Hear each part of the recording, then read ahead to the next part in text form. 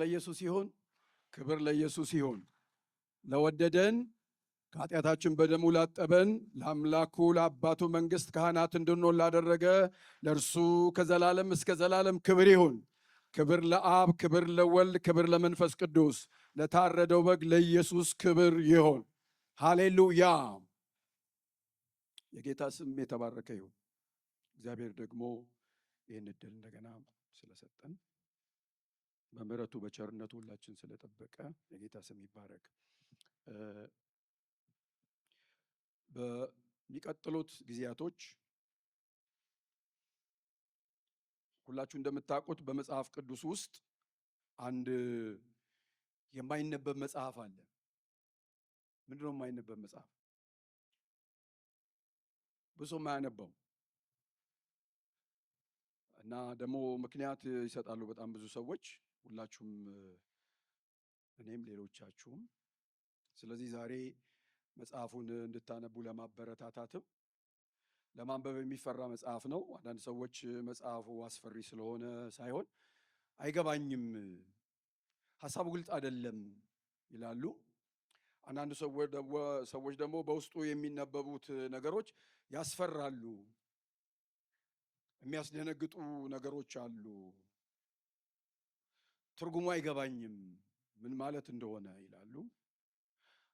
ብዙ ሰዎች ደግሞ ምናልባት በአሁኑ ዘመን አንዳንድ ሁኔታዎች ስላሉ ላንቸገር እንችል ይሆናል። ግን ውስጦቹ ኮዶች ስላሉ ልዩ ልዩ ቁጥሮች አሉ፣ ቀለማት አሉ። እነሱ ስላሉ ያደናግረናል ይላሉ። ሌላም ምክንያት ይሰጣሉ ሰዎች እና ዛሬ እና በሚቀጥሉት ጊዜ ይሄንን መጽሐፍ እየገለጥን የተወሰኑ ክፍሎችን ለማየት ነው የምንሞክረው። የዮሐንስ ራእይ መጽሐፍን ነው የምናየው። ይሄንን የዮሐንስ ራእይን መጽሐፍ ስናይ ሁላችንም በጋራ ልናስበው የሚገባን ነገር ምንድን ነው? አንዱ የመጽሐፍ ቅዱስ ክፍል ነው። ሁለተኛ ደግሞ ልክ ጳውሎስ ለኤፌሶን ሰዎች፣ ለሮሜ ሰዎች፣ ለገላትያ ሰዎች እያለ እንደጻፈው የተጻፈላቸው ሰዎች አሉ በጊዜው የነበሩ ደብዳቤውን የሚያነቡ። ልክ እንደ ደብዳቤ ነው እና እኛ ምናልባት እኛ ጋር ሲመጣ ነው አሁን ያልናቸውን ምክንያቶች ሌሎችንም የምንሰጠው። ግን በጊዜው የነበሩ ሰዎች ይገባቸዋል ምን ሊል እንደፈለገ። ምክንያቱም ሄዳችሁ ስታነቡ በተደጋጋሚ የሚነሳ ክፍል አለ ከዛ መጽሐፍ ውስጥ። ሁል ጊዜ በቤተ ክርስቲያን ውስጥ ቢያንስ በዓመት ውስጥ ይነሳል። ምዕራፍ 2 እና ምዕራፍ 3 7ቱ አብያተ ክርስቲያናት ተብሎ ይነሳል ብዙ ጊዜ። እነሱ ይታወቃሉ በአብዛኛው። ስለዚህ እነዛ ቸርቾች በምድር ስለነበሩ ሰዎችም ስለነበሩ ለእንደዛ ሰዎች ነው የተጻፈው። እዚህ ተቀባዮቹ ሰዎች ዛሬኛ እንደምንሰጠው አይነት ምክንያት አይገባም የምትለው ሐሳብ አልገባንም፣ ያደናግራል ምናምን አላሉም። መልእክት ስለሆነ ጸሐፊውና ተቀባዮቹ ተግባብተዋል። ተግባብተው ነው ደግሞ ያለፉት። ስለዚህ በሚያግባባን መንገድ፣ በሚገባንም መንገድ እኔ ብዙ ጊዜ እንዲህ ላለው ልክ ልሆን እችላለሁ፣ ላልሆን እችላለሁ። እንግዲህ አድማጮች እናንተ ስለሆናችሁ መጽሐፍ ቅዱስ ውስብስብ መጽሐፍ አይደለም። እንዲወሳሰብብን እግዚአብሔር ፈልጎ እስቲ ይጨነቁ ይሰቃዩ ብሎ የላከው መጽሐፍ አይደለም። የመጀመሪያው እግዚአብሔር እንዲገባን መልእክትን የሰጠው መጽሐፍ ነው የላከው። ስለዚህ ይሄ መጽሐፍ የሚያምታቱት የኔ ቢጤዎቹ ደግሞ ከኔ የተሻለ ተማርን ብለው የሚሉት ሰዎች ናቸው። አንድ ጊዜ በአንድ የመጽሐፍ ቅዱስ ትምህርት ቤት ውስጥ ስኮላርስ የሆኑ ሰዎች፣ የሚታወቁ ሰዎች ናቸው። ክላሳቸውን አስተምረው ጨርሰው ሲወጡ በመካከል ጊዜ ስለነበራቸው እና የባስኬት ሜዳ አለ። የባስኬቱ ሜዳ ልክ እዚች ጋር እንዳለችው አይነት በጣም ምናልባት ውጭ ሄዳችሁ ሰዎች አይታችኋል። እንደሱ አይነት መጫወቻ ነው እና ተጫወቱ። የተጫወቱ ሰዓት አለፈ እና በመካከል ያጸዳ የነበረው ሰው እነሱ እስከሚጨርሱ ድረስ ብሎ ቁጭ ብሎ መጽሐፍ ቅዱስ ማንበብ ይጀምራል። ሲያነብ የዮሐንስ ራእይ ነው የሚያነባው። ያነባዋል፣ ዝም ብሎ ያነባል። ከዛ እነሱ ተጫውተው እስከሚጨርሱ ድረስ ጨርሰው እና ጨርሰው ሲመጡ አንደኛው ፕሮፌሰር አየውና እንዴ ዮሐንስ ራእይ ነው እንዴ የምታነበው አለው። አዎ አለው። ይገባሃል አለ። የጽዳት ሰራተኛ ስለሆነ ማለት ነው። ይገባኛል አለው። እስቲ ምንድነው የዮሐንስ ራእይ የገባ ንገረኝ አለው። ያ ጽዳት ሰራተኛ ሲመልስ እንዲህ አለ፣ ኢየሱስ የድል ንጉሥ ነው አለው። አሸናፊ ነው፣ በቃ መልእክቱ ይሄ ነው አለው። ፕሮፌሰሩ በጣም ተገረመ። ምክንያቱም መጽሐፉ የሚናገረው የዮሐንስ ራእይ የሚናገረው እግዚአብሔር እንዳይገባን ፈልጎ ሳይሆን መጽሐፉ የሚለው ይሄንኑ ነው። ኢየሱስ የድል ንጉሥ ነው። ኢየሱስ አሸናፊ ነው። ኢየሱስ የበላይ ነው። ሁኔታዎች አይደሉም፣ ነገስታት አይደሉም፣ መሪዎች አይደሉም። ወይም በሌላ አባባል ሰውየው ያለውን አንዱ የመጽሐፉ ሐሳብ እሱ ስለሆነ ማለት ነው። ፖይንቶችን ዛሬ እንደ መግቢያ ነግራችኋለሁ። የሚቀጥለው ሳምንትን የምዕራፍ 1ን አነሳለሁ። ከዛ በኋላ ሌሎቹ ሰዎች ደግሞ የሚቀጥሉትን ምዕራፎች ያነሳሉ። ምናልባት አሁን የምለውንም ሐሳብ ግልጽ ለማድረግ የዮሐንስ ራእይ ምዕራፍ 17ን መሃል ገብቼ ለማንበብ ብዬ ነው። አሁን የመጀመሪያ ንባቤ እንዲሆን ሰውየው ካለው ጋር አንዱ በጊዜው ከባድ ስለሆነ በዛ ግብ ውስጥ ቅዱሳን ለመንፈሳዊ ጦርነት እንዲዘጋጁ፣ አካላዊ አይደለም፣ ለመንፈሳዊ ጦርነት እንዲዘጋጁ ሰይጣን በተለያየ መንገድ ነው እናነሳቸዋለን ሐሳቡን ቅዱሳንን እየተዋጋ ያለው።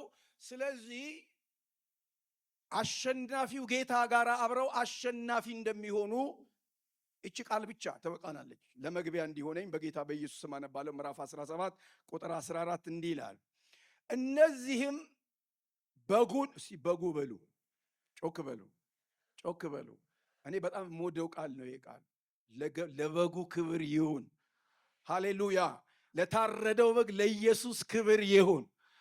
በጉ ሲባል መስዋዕትነቱን፣ ዋጋ መክፈሉን፣ የዋህነቱን፣ ሩህሩህነቱን፣ ለመታረድ መምጣቱን የሚያሳየን ስለሆነ ማለት ነው። ስለዚህ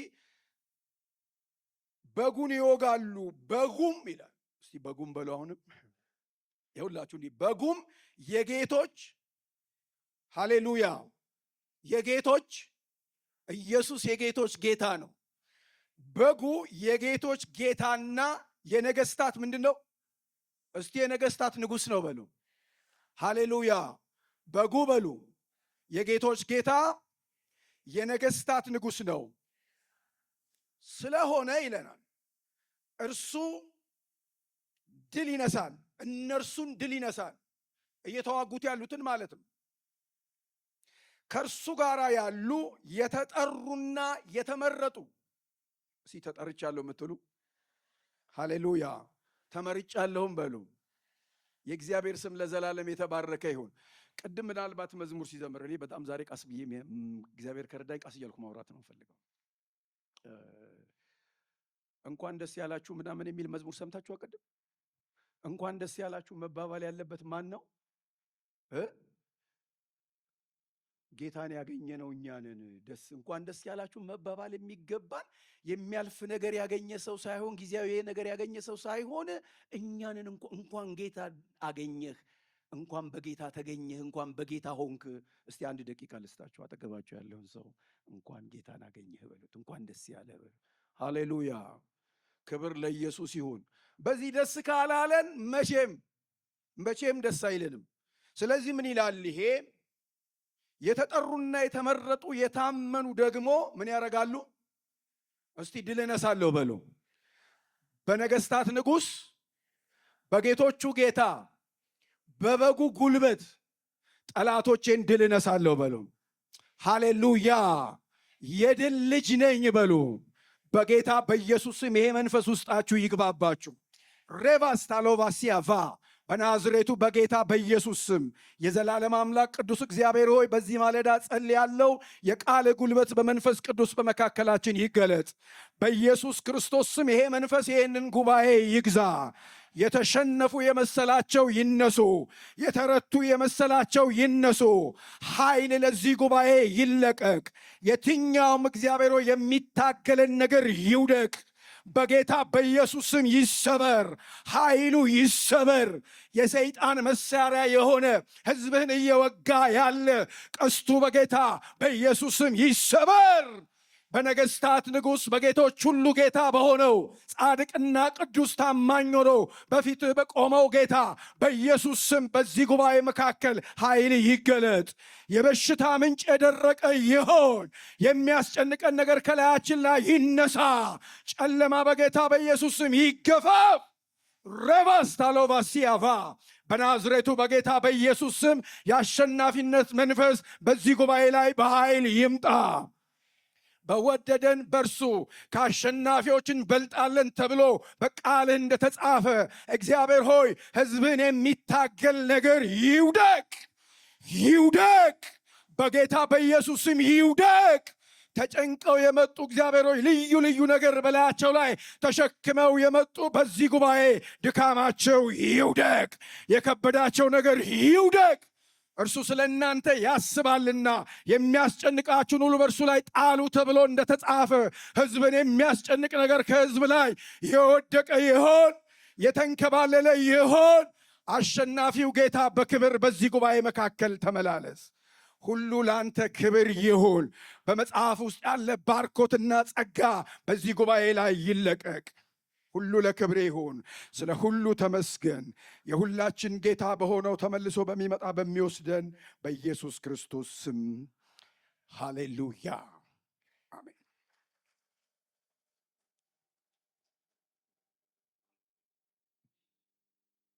ኢየሱስ በብሉይ ኪዳን ትንቢት ነበረ፣ ይነገር የነበረ ትንቢት ነበረ። በወንጌል ይሄ ትንቢት ተገለጠ።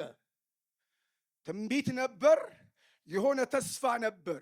ይመጣል፣ መሲህ ይመጣል እየተባለ ነቢያቱ ይሄንን ነው የሚናገሩት። የሃይማኖት ሰዎች የነበሩ አይሁዳውያን የሚሰሙት ይሄንን ትንቢት ነው። ይሄ በወንጌል ከተገለጠ በኋላ በሐዋርያት ሥራ ደግሞ ይሄ ኢየሱስ ክርስቶስ ተሰብኳል፣ ለሰዎች ተወርቷል፣ ተነግሯል። በመልእክቶች ውስጥ ደግሞ ይሄው ኢየሱስ ተብራርቷል። ማለት ይሄ ነው፣ ማለት ይሄ ነው፣ ማለት ይሄ ነው እያሉ እነ ጳውሎስም እነ ጴጥሮስም ሌሎችም ሁሉ አብራርተውታል። መልእክት የጻፉ በሙሉ በዚህ አሁን በያዝነው በዮሐንስ ራእይ መጽሐፍ ውስጥ ደግሞ የሚጠበቅ ጌታ ነው። ሃሌሉያ። ተተንብዮአል፣ ተገልጧል፣ ተሰብኳል፣ ተብራርቷል፣ ይጠበቃል። ኢየሱስ ይመጣል። ይሄንን መጽሐፍ የጻፈልን ዮሐንስ ነው። ሁላችሁ እንደምታውቁት 3 መጽሐፎች ጽፈዋል። አንዱ የዮሐንስን ወንጌል፣ ሁለተኛ የዮሐንስን መልእክት፣ ሶስተኛው ይሄ የዮሐንስ ራእይ ነው። ባጭር እነዚህን ሐሳቦች እንደዚህ ልበላቸው። የዮሐንስ ወንጌል በተደጋጋሚ የሚነግረን ሐሳብ ምንድን ነው? እመኑ ነው።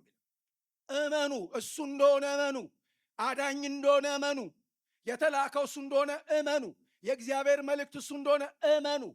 ሲጨርስልንም ደብዳቤው የተጻፈው ብዙ ያደረጋቸው ነገሮች ቢኖሩም ብናወራ መጽሐፍት አይበቁም። ነገር ግን አምናችሁ ሕይወት እንዲሆንላችሁ ነው የተጻፈው። ስለዚህ እመኑ። የዮሐንስ ወንጌል ሐሳብ ይሄ ነው። መልእክቶች ውስጥ ደግሞ እንዲህ ነው የሚላቸው፣ እርግጠኞች ሁኑ፣ አትጠራጠሩ። ያመናችሁት ነገር ልክ ነው፣ የተቀበላችሁት ነገር ልክ ነው። ስለዚህ የዘላለም ሕይወት እንዳላችሁ ታውቁ ዘንድ እርግጠኛ እንድትሆኑ። ብዙ ትግሎች ስለነበሩባቸው ማለት ነው። የዮሐንስን ራእይ ሲጽፍ ደግሞ በዚህ መጽሐፍ ውስጥ ተዘጋጁ የሚል ሐሳብ 3 ደብዳቤ ነው የጻፈው። ደብዳቤው የመጀመሪያው እመኑ ነው፣ ሁለተኛ እርግጠኛ ሆኑ ነው፣ ሶስተኛ ተዘጋጁ ነው። ስለዚህ የዮሐንስ ራእይ መግቢያ ነው ማነሳው፣ የተወሰነ ነጥብ ባነሳም ለቤተ ክርስቲያን አስቀድሞ ራሷን የምትመለከትበት ደብዳቤው ሲጻፍ ዮሐንስ ሲጽፈው ለነዛ 7 አብያተ ክርስቲያናት በጣም ብዙ ጊዜ የምናነሳቸው ኤፌሶን፣ ሎዶቅያ፣ ጴርጋሞን፣ ፊላደልፊያ 7 ቸርቾች፣ እነዚህ ቤተ ክርስቲያናት መጀመሪያ ራሳቸውን እንዲያዩ ነው የተጻፈው። ልክ እንደ መስታወት ሕይወታቸውን ያሉበትን ሁኔታና አቋም ከጌታ ጋር ያላቸውን ግንኙነት እንዲያዩ የተጻፈ ነው። ከዛ ደግሞ ሊመጣ ያለውን የፍርድ ዘመን በደንብ ስሙኝ። የመጀመሪያው ራሳቸውን እንዲያዩ ነው። ሕይወታቸውን እንዲያዩ፣ ከጌታ ጋር ያላቸውን ግንኙነት እንዲያዩ፣ መንፈሳዊ ሕይወታቸውን እየተመለከቱ እንዲወጡና እንዲገቡ። በተደጋጋሚ አይታችሁ ከሆነ ንስሐ ግባ እመጣብሃለሁ፣ እነዚህም መልእክቶች ባለፉት ጊዜያቶች እዚሁ ጉባኤ ላይ ምዕራፍ 2 እና ምዕራፍ 3 ለመመልከት ሞክረናል። ስለዚህ ቀጥሎ ያለው ምንድን ነው? ሊመጣ ያለ ፍርድ አለ። እግዚአብሔር አዳኝ ብቻ አይደለም፣ መሐሪ ብቻ አይደለም፣ ይቅር ባይ ብቻ አይደለም፣ የሚፈርድ አምላክ ነው። ስለዚህ ፍርድ ይመጣል የሚል መልእክት ነው። ይሄ ፍርድ የሚመጣ የሚለውን ነገር ለሰዎች ሁሉ እየመሰከረች ለንስሐ ሰዎችን እንድታዘጋጅ በዚህ ምድር ላይ ቤተ ክርስቲያን ተቀምጣለች። እኛ የተቀመጥነው መጀመሪያ መጽሐፍ ስናነብ ማየት ያለብን ነገር ምንድን ነው? እኔ በጌታ ፊት ሕይወቴ ምን ይመስላል? ለቸርች ስለተላከ ማለት ነው። ውስብስብ አይደለም ብያቸዋለሁ። ግራ አጋቢ መጽሐፍ አይደለም ብያቸዋለሁ። የመጀመሪያው ለቸርቾች ነው። ስለዚህ እንደ ቸርች እንደ ክርስቶስ አካል ክፍል ቁጭ ብለን ሕይወታችንን፣ ከዛ በኋላ ደግሞ ለሰዎች ማሰብ አለብን። የሚመጡ ፍርዶችን ስለሚያነሳ ማለት ነው። በመጽሐፍ ውስጥ ይነሳል። እነዚህ ፍርዶች የሚመጡት ዝም ብሎ አየር ላይ አይደለም፣ ሰው ላይ ነው ፎከስ ያደረጉት። የሚፈርደው እግዚአብሔር ፍጥረትን ቢያዛባም በፍጥረት ላይ ከባድ ነገር ቢመጣም ሁላችሁ እንደምታውቁት እስከ ዛሬ ድረስ በዓለም ላይ እግዚአብሔር ከፈጠራቸው ፍጥረቶች ውስጥ በጣም አስቸጋሪ፣ የማይታዘዝ፣ አመፀኛ፣ በእግዚአብሔር ላይ ተረከዙን የሚያነሳ አንበሳ አይደለም፣ ዝሆን አይደለም። የማይታዘዝ አመፀኛ ሰው ነው። ስለዚህ እግዚአብሔር ረዥም መንገድ የመጣውም ስለ ሰው ነው። የጠፋው ሊፈልግ መጥቷል የተባለው ስለ ሰው ነው። ስለ የትኛውም እንስሳ አይደለም፣ ስለ የትኛውም ዱር አይደለም፣ ስለ የትኛውም መንገድ አይደለም፣ ስለ የትኛውም አይደለም። ልጁን ኢየሱስ ክርስቶስን በቀራንዮ መስቀል ላይ ያረደው እግዚአብሔር ስለ ሰው ነው። ስለዚህ ሰው ይሄንን ባለመቀበሉና ባለመታዘዙ እግዚአብሔር መጨረሻ ላይ ፍርድ ያካሂዳል። ይሄ ፍርድ ከመምጣቱ በፊት ግን እኔና እናንተ እዚህ የተቀመጥነው ሰዎች ሰምተን ሰዎች ለንስሐ እንዲዘጋጁ ጥሪ እናደርጋለን። በየምክንያቱ በስራ ቦታ፣ በጉርብትና፣ በሌሎችም ጉዳዮች። ስለዚህ ይሄ መጽሐፍ የሚጀምረው በምድር ላይ በምትገኘው ቤተ ክርስቲያን ሲሆን ከሙሽራው ጋር በአዲስ ሰማይ በአዲስ ምድር የምትኖረዋ ሙሽሪቲቱ በቅድስቲቱ ከተማ ታሪኳ እንዴት እንደሚደመደም ነው የሚደመድምልን። ሲጀምር አሁን እንዳልኳችሁ ራሷን እንድትመለከት፣ ፍርድ ስለሚመጣ እዚህ ፍርድ ውስጥ እንዳትገባ ለቤተ ክርስቲያን መልእክት ይነግራል። ይህንም መልእክት ለሰዎች እንድታደርስ ይነግራል። በመጨረሻ የተዘጋጀችውን ቤተ ክርስቲያን ክርስቶስ ይወስዳትና ለዘላለም ከእሱ ጋር ትኖራለች። የሚጀምረው እንዲህ ነው፣ የሚደመድመውም እንዲህ ነው መጽሐፉ ማለት ነው። ስለዚህ የዚህ መጽሐፍ ማዕከል ምንድን ነው ከተባለ አሸናፊ የሆነው ክቡር የእግዚአብሔር በግ ጌታችን ኢየሱስ ክርስቶስ ስለሆነ በመጽሐፉ በተጻፉት ዝርዝር ሐሳቦች ምክንያት ጌታ ኢየሱስ ክርስቶስን ከዓይናችን እንዳናርቀው በጣም እዚህ መጽሐፍ ውስጥ መፈለግ ያለብን እያነበብነው ስንሄድ ኢየሱስን ነው የምንፈልገው። ምክንያቱም መጽሐፉ የሚያወራው ስለ ኢየሱስ አሸናፊነት ስለሆነ፣ ድል ነሽነት ስለሆነ። ስለዚህ የዮሐንስ ራእይ አዲስ እውነትን ባይገልጥልንም ግልጽ እንዲሆንልን ሐሳቡ በመጽሐፍ ቅዱስ ውስጥ በተለያየ ቦታ የተገለጠውን ነገር ወይም ትምህርት ስዕላዊ በሆነ መንገድ ነው የሚያቀርብልን እንጂ ሌላ አዲስ ነገር አይደለም የሚያመጣልን። አለ ቅድም እንዳልኳችሁ አይሁዳውያኑ በብሉይ ኪዳን ውስጥ እነ ትንቢተ ሕዝቅኤል አሉ፣ እነ ዘካርያስ አሉ፣ እነ ትንቢተ ዳንኤል አሉ፣ ያውቁታል። ከዚህ በፊት ሲያስረዳቸው ሲገልጥላቸው በነበረው መንገድ አስፋፍቶ ነው ዮሐንስ የመጣው። ስለዚህ ግራ የሚያጋባ መልእክት አይደለም ለሚያነቡት ሰዎች፣ ለምደውታል። አቡቀለምሲሳዊ የሚል አባባል ወይም ምንድን ነው? የሆነ መጋረጃ ውስጥ ያለ ነገር አለ። እዛ መጋረጃ ውስጥ ያለውን ነገር ገልጦ ማሳየት ማለት ነው።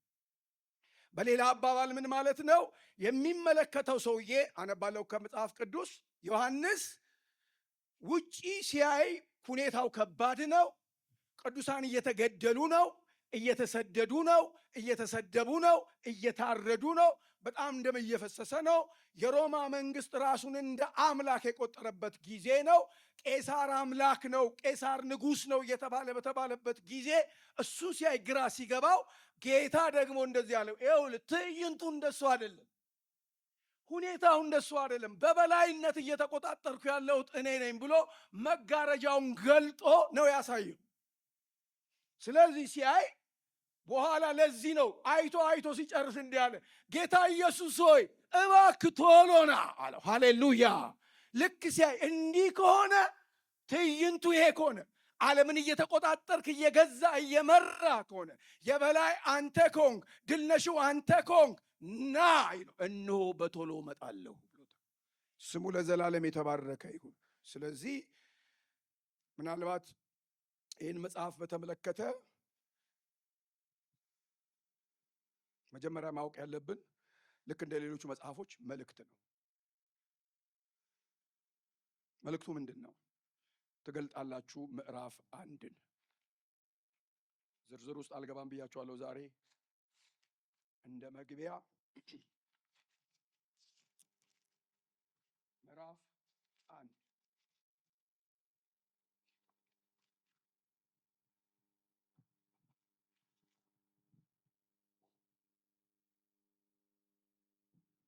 ክርስቶስ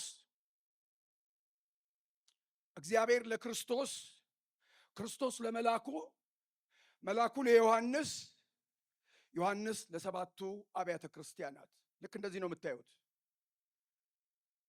እግዚአብሔር ለክርስቶስ፣ ክርስቶስ ለመላኩ፣ መላኩ ለዮሐንስ፣ ዮሐንስ ለቤተ ክርስቲያን። ቁጥር 1 እንደዚህ ይላል፣ ቶሎ ይሆን ዘንድ የሚገባውን ነገር ለባሪያዎቹ ያሳዝ ዘንድ እግዚአብሔር ለኢየሱስ ክርስቶስ የሰጠው በእርሱ የተገለጠው ይህ ነው። ኢየሱስም ብሎ ምን ይላል? በመልአኩ ልኮ ለማን ይላል? ለባሪያው ለዮሐንስ አመለከተ ይላል። ስቴፑን እንድታዩ መጀመሪያ ማወቅ ያለብን ይሄ መልእክት ከእግዚአብሔር ነው። ከእግዚአብሔር ለክርስቶስ።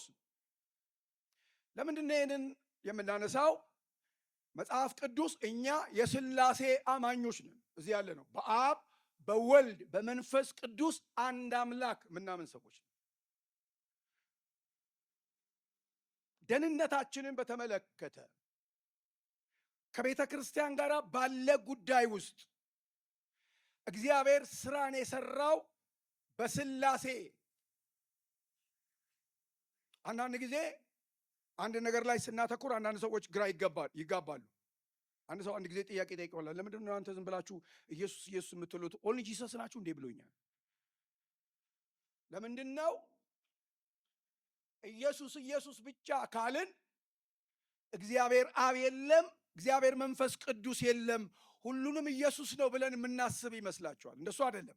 መጽሐፍ ቅዱስ ሲናገር የሚለው ነው እኛ የምናምነው። ምንድን ነው የሚለው? አሁን ባነበብኩላችሁ ቦታ ላይ እግዚአብሔር፣ እስቲ እግዚአብሔር በሉ፣ ጮክ በሉ። እግዚአብሔር አብ ማለቱ ነው ለኢየሱስ ክርስቶስ። ኢየሱስ ክርስቶስ ማን ነው? እግዚአብሔር ወልድ ነው። ቀጥሎ በእርሱ የተገለጠው ይህ ነው ይላል። መገለጥ ነው። የዮሐንስ ራእይ መገለጥ ነው። ቅድም እንዳልኳችሁ የተሸፈነ ነገር ነው፣ የማይታይ ነገር ነው፣ እግዚአብሔር ጋር ብቻ ያለ ነገር ነው፣ እግዚአብሔር ብቻ የሚያውቀው ነገር ነው። እግረ መንገድ አንድ ማለት እንፈልገው ነገር አለ። የዮሐንስ ራእይን ስታነቡ አንደኛ እሱ እንዳየ እንድናይ እግዚአብሔር ይርዳን። ምክንያቱም በጣም ብዙ አየው ሰማው የሚል ቃል ስላለ በጌታ በኢየሱስም ጌታ አይናችንን ይግለጥልን። ጳውሎስ እንደ ጸለየው አይነት ጸሎት ምንድነው? የጥበብና የመገለጥን መንፈስ ሰጣችኋለሁ እንዳለ የሆነ ነገር ካልተገለጠልን በስተቀረ ውጭውን እያየን ነው እኛ በጣም የምንደናበረው፣ ግራ የምንጋባው፣ ፖለቲከኛ የምንሆነው። ፖለቲከኞቹ አእምሯችንን የሚቆጣጠሩት እነርሱ ሀገር የሚመሩ ይመስለናል። የነገስታት ድምፅ እንሰማለን፣ የወታደር የሚሊተሪ ድምፅ እንሰማለን። እነሱን ስንሰማ ገዳይ እነሱ፣ አጥፊ እነሱ፣ ተፈጥሮን የሚቆጣጠሩትና ሁሉ ነገር ይመስላል። ግን እንደሱ አይደለም። ዮሐንስ መስሎት ነው። እግዚአብሔር ለኢየሱስ ክርስቶስ የገለጠው ደግሞ ኢየሱስ ክርስቶስ ለመልአኩ የገለጠለት መልአኩ ደግሞ አምጥቶ ለዮሐንስ የሰጠው የእግዚአብሔር መገለጥ ነው። እንዲህ ይላል ቁጥር 2 ለእግዚአብሔር ቃልና ለኢየሱስ ክርስቶስ ምስክር ላየው ሁሉ መሰከረ ይላል። ስለዚህ የመጀመሪያው ነገር ከእግዚአብሔር የተላከ ነው የሚለው ለክርስቶስ ለመላኩ፣ ከዛ ለዮሐንስ መልእክቱ ለቤተ ክርስቲያን ለቸርች ነው ማለት በአየር ላይ የሚሆን መጽሐፍ አይደለም ልላችሁ ፈልጌ ነው።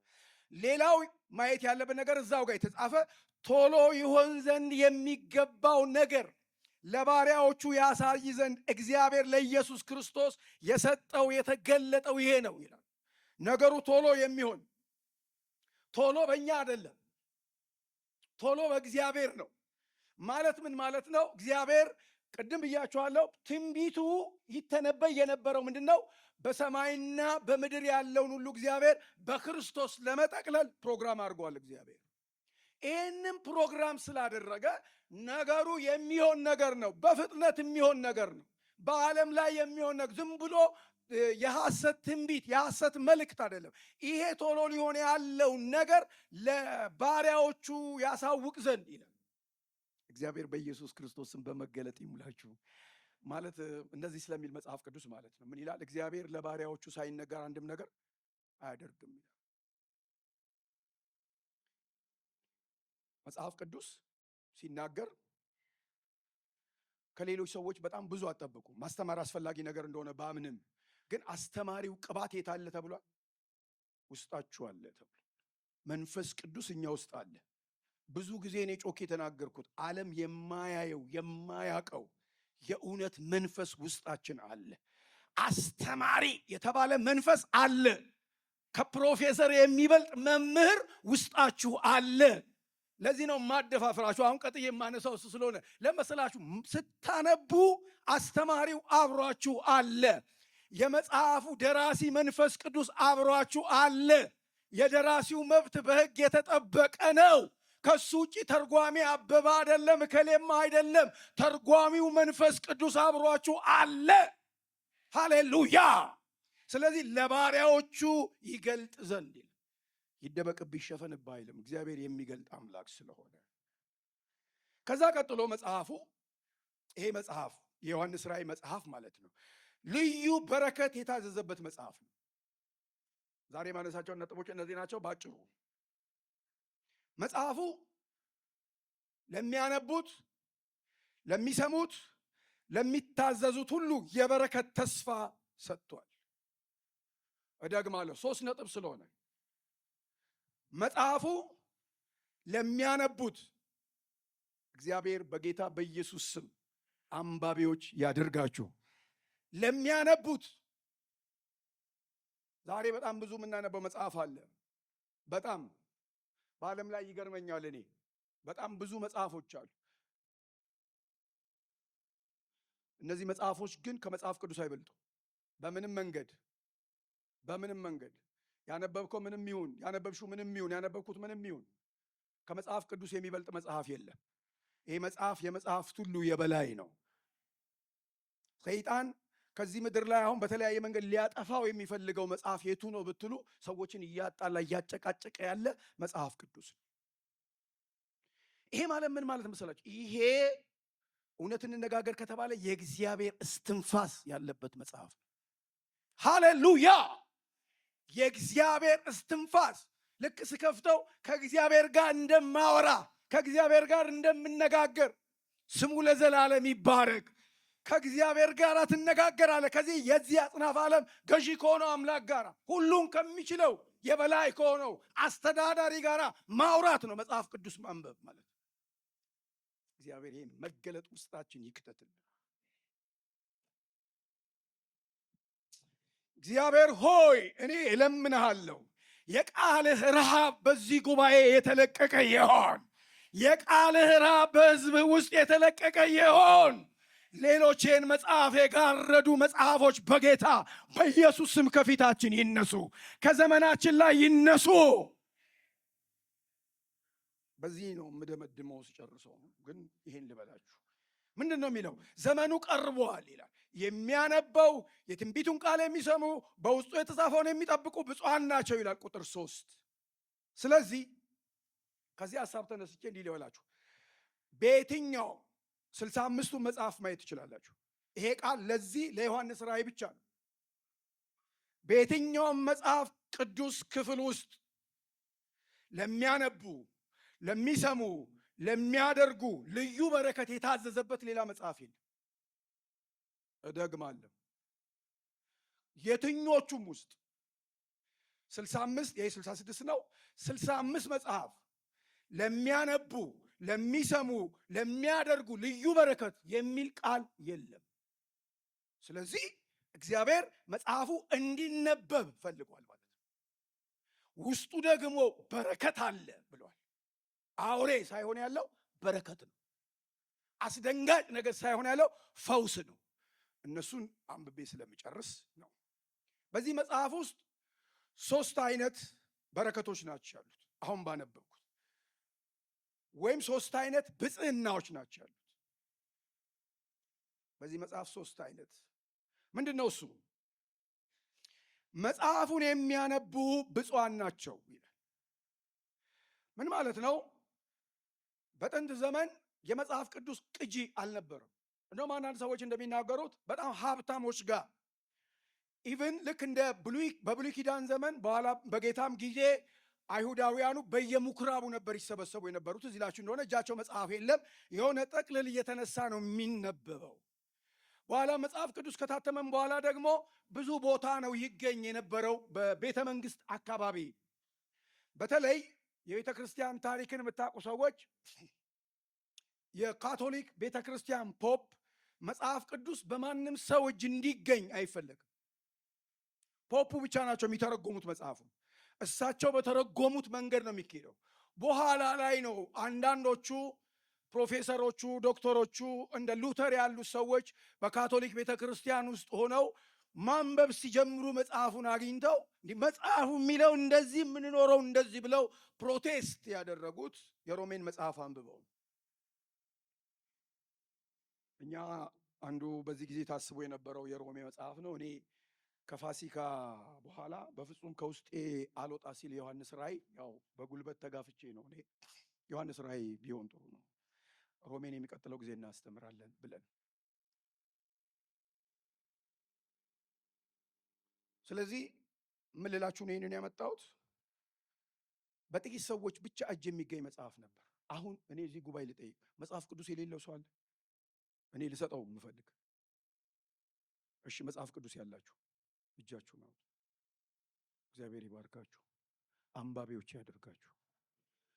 ይሄ ዘመን ይሄ ትውልድ ተጠያቂ ትውልድ ነው። ለመሰላችሁ የሚጠይቀው ምንም ምክንያት የለም።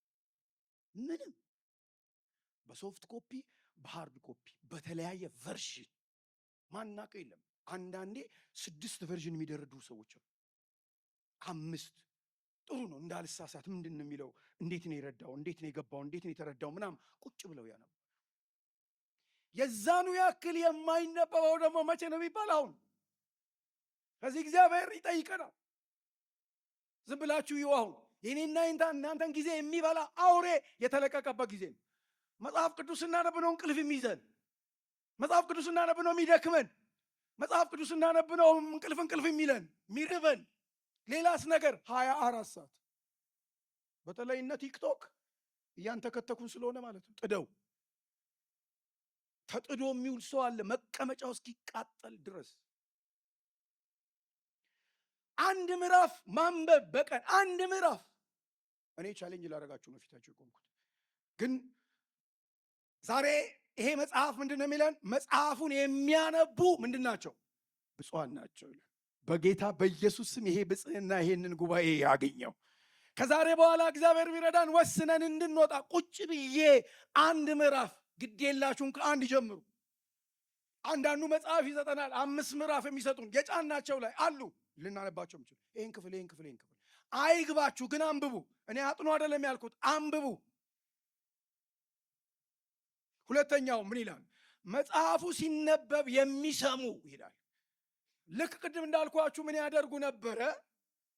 ሰዎች እንዲሰሙ ነው ይደረገ ነበር። መጽሐፍ እጃቸው ስላልነበረ። ለዚህ ነው ዮሐንስ እግዚአብሔርም የተናገረ ይሄም መጽሐፍ የሚሰሙ በሄደበት ቦታ ሲነበብ የሚሰሙ።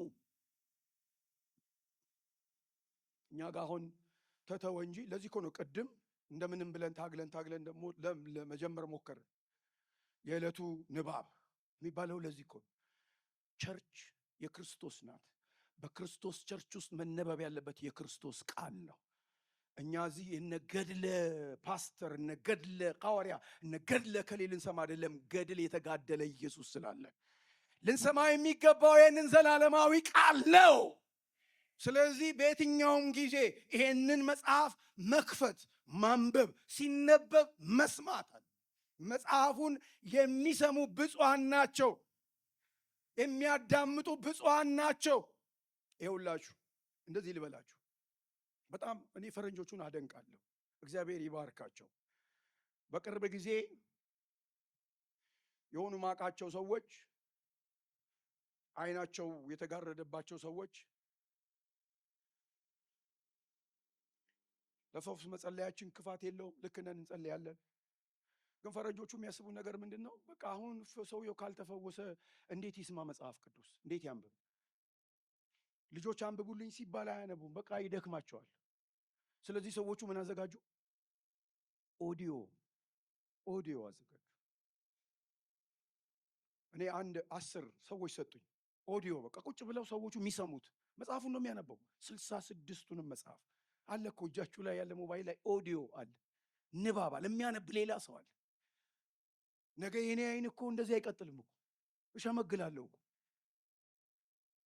እያረጀን እኮ ነው የምንሄደው። ድሮ አነብ ነበር።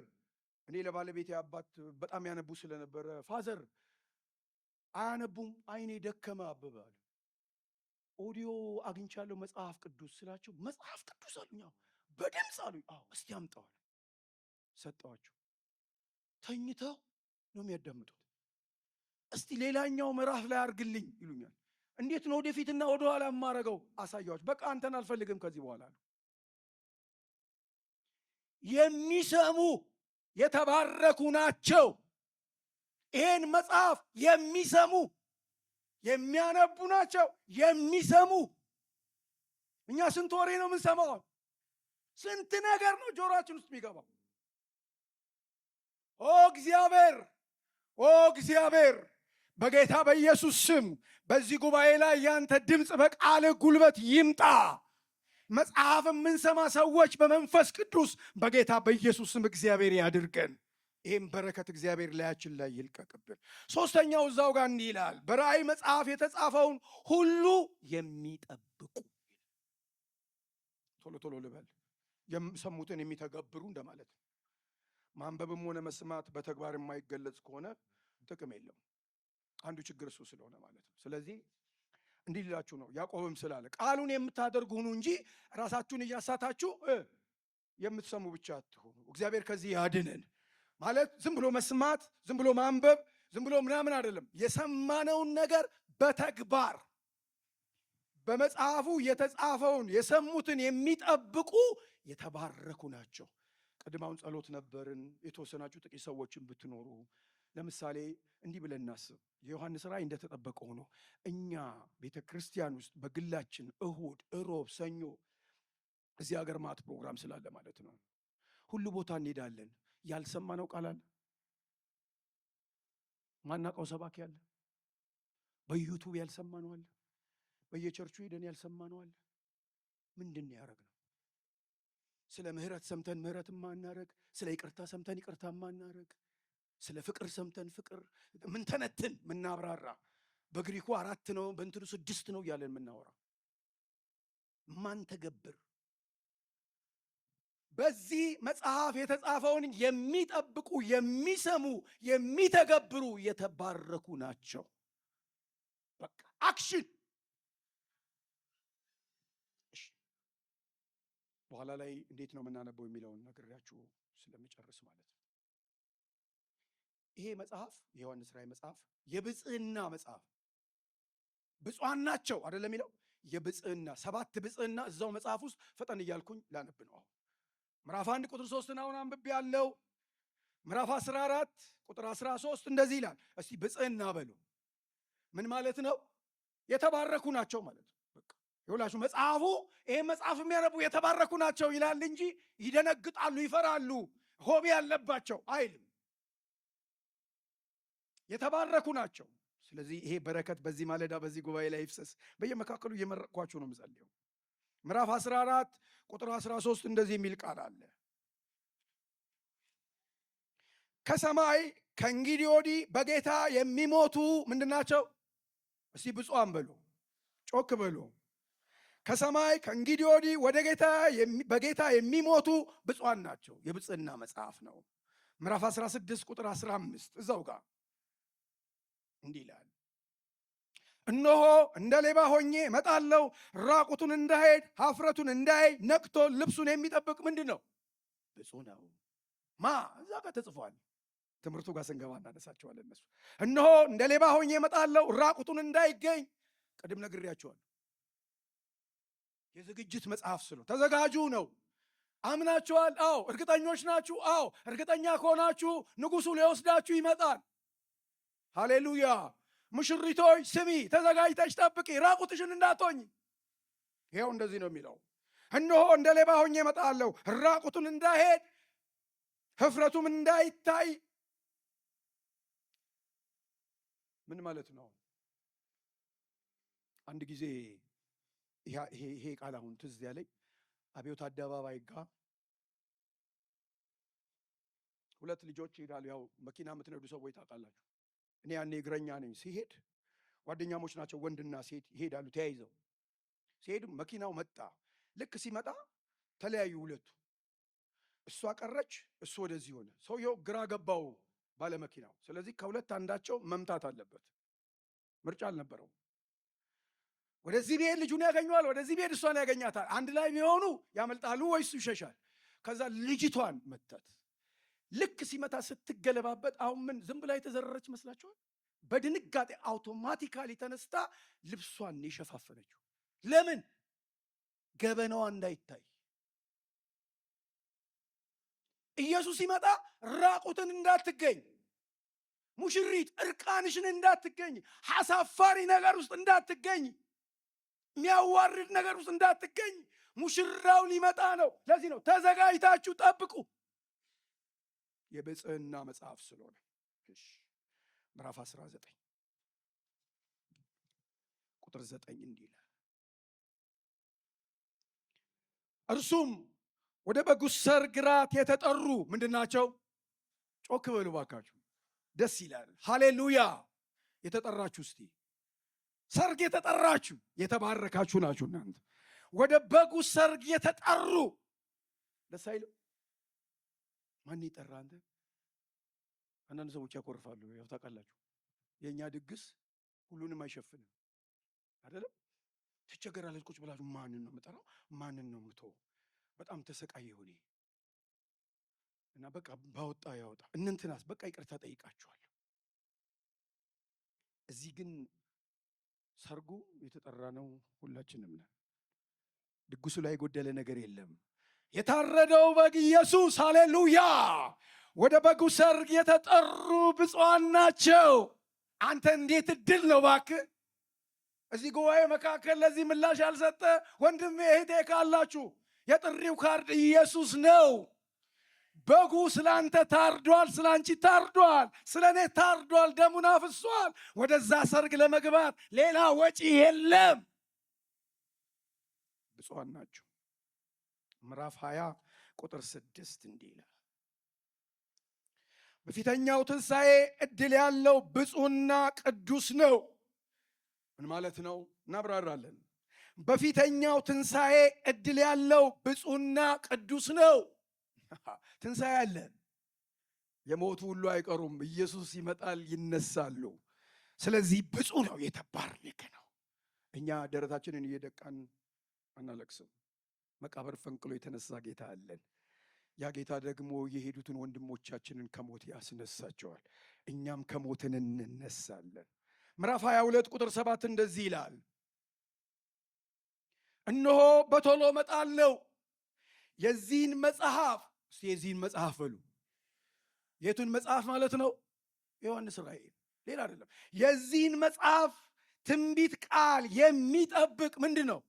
ብፁዕ ነው። ቅድም አንብላችኋለሁ። የሚሰሙ የሚታዘዙ የሚጠብቁ ተብሏል። ስለዚህ እነሆ በቶሎ እመጣለሁ፣ የዚህን መጽሐፍ ትንቢት ቃል የሚጠብቅ ምንድን ነው? ብፁዕ ነው። የሚታዘዝ ብፁዕ ነው። የመጨረሻው ምዕራፍ 22 ቁጥር 14 እንዲህ ይላል፣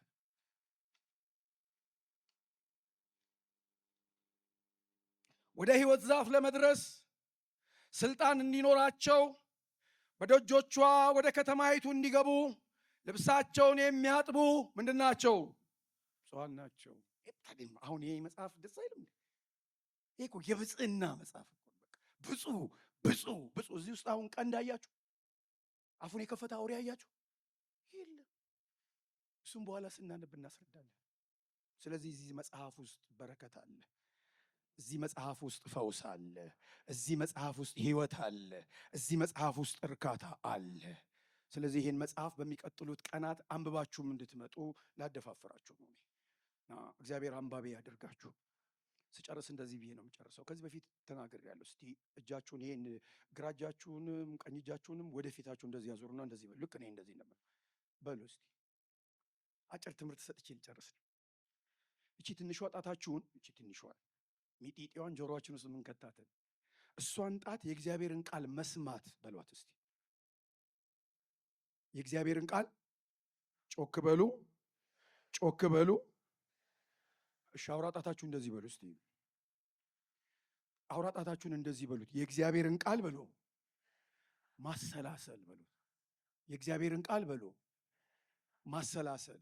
እሺ አሁን እሺ ሰማን፣ አሰላሰልን። ምን ማለት ነው? ልክ እንደዚህ እንደማለት ነው። መጽሐፍ ቅዱስ እንደዚህ ይያዛል፣ መያዝ ይቻላል። አሁን እንደዚህ እኔ የምልህ ስርዓት የለህም እንዴ? አንተም እንደዚህ አትይዘውም አይደለም ትሉ? እሺ እንደዚህ ላስይዛችሁ ነው፣ እንዲህ እንዳናረገው ማለት ነው።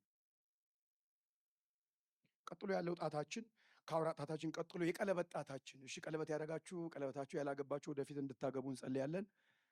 የቀለበት ጣት የቀለበት ጣታችሁን ይህንን የቀለበት ጣታችሁን የእግዚአብሔርን ቃል አንብብ በሉት። የመጀመሪያው መስማት ነው። ሁለተኛው ማሰላሰል ነው። ሶስተኛው ምንድን ነው? አንብብ በሉ። የእግዚአብሔርን ቃል አንብብ በሉ። እሺ የመሃል ጣታችሁ የመሃል ጣታችሁ ነው። ይሄን የመሃል ጣት የእግዚአብሔርን ቃል በሉ አጥና በሉ። የእግዚአብሔርን ቃል በሉ አጥና በሉ። ከቻላችሁ እንደዚህ ያደርጋችሁ ፊታችሁ እያየኋችሁ እንደዚህ ብታደርጉ በጣም ደስ ይለኛል። ስለመጨረሰው ብዬ ነው። ትንሿ ጣት መስማት ብያለው። አውራ ጣት ማሰላሰል ብያለው። የመሃል ጣት የቀለበት ጣት አንብብ ብያለው። የመሃል ጣታችንን አጥና ብያለው። ጠቋሚ ጣት ጠቋሚ ብያለው። ሌላ ስም እንዳለው አውቃለሁ።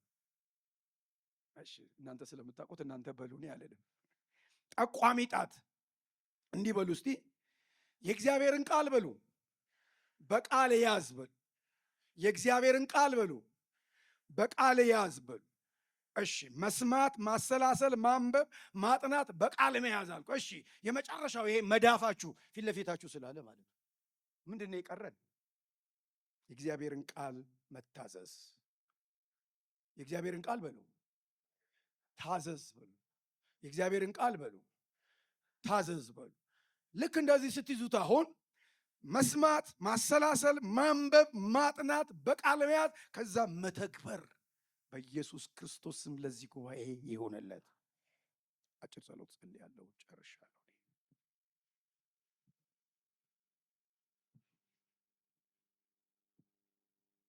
መጽሐፍ ቅዱስ የያዛችሁ ሃርድ ኮፒ የያዛችሁ አውጡ፣ ወደ ላይ እጃችሁን እንደዚህ አድርጉ፣ ከፍ አድርጋችሁ። የአምላኬ ቃል አያረጅም፣ የኢየሱስ ቃል አያረጅ፣ ዘላለም እያበራ ከሚያምኑት ጋር። የአምላኬ ቃል የአምላኬ አያረጅም አያረጅም ዘላለም እያበራ ከሚያምኑ። አንድ ጊዜ አምላኬ ቃል የአምላኬ አያረጅም አያረጅም እያበራ ከሚያምኑት ጋራ። አማኞች አይደለን? ወንጌል ያበራል፣ ወንጌል ያሸንፋል። ይሄ ቃል አያረጅም። ጥሪ ጠራለው። ከዛ አንድ መዝሙር ደግሞ ዘምራለሁ። የምታውቁትን መዝሙር ኢየሱስ ይመጣል። አዲስ ሰዎች ካላችሁ፣ ከዚህ ጌታ ጋር መታረቅ እፈልጋለሁ የምትሉ ሰዎች ካላችሁ፣ ሕይወቴን ለክርስቶስ መስጠት እፈልጋለሁ የምትሉ ሰዎች ካላችሁ፣ እናንተ ሰዎች መጽሐፉን እንደዚህ ይላል፣ እናንተ ደካሞች ሸክማችሁ የከበደ ወደ እኔ ኑ አሳርፋችኋለሁ። እረፍት የሚፈልግ ሰው አለ? ሕይወቴን ለክርስቶስ መስጠት እፈልጋለሁ የሚል ሰው አዲስ ሰው አለ? አብሬው ጸልያለሁ። አዲስ ሰው ካለ ይቁም፣ አብሬ ጸልያለሁ። ሌሎቻችሁ ለራሳችሁ ጸልዩ። እግዚአብሔር የሚቀጥሉትን ዘመናት ከእግዚአብሔር ቃል ጋር የተጣበቀ ሕይወት እግዚአብሔር ይስጠን። ተዘጋጅተን እንድንጠብቅ፣ ድንገት እንዳይሆንብን፣ ሕይወታችን እንዳይመሰቃቀል። አዲስ ሰው አለ? ሕይወቴን ለክርስቶስ መስጠት እፈልጋለሁ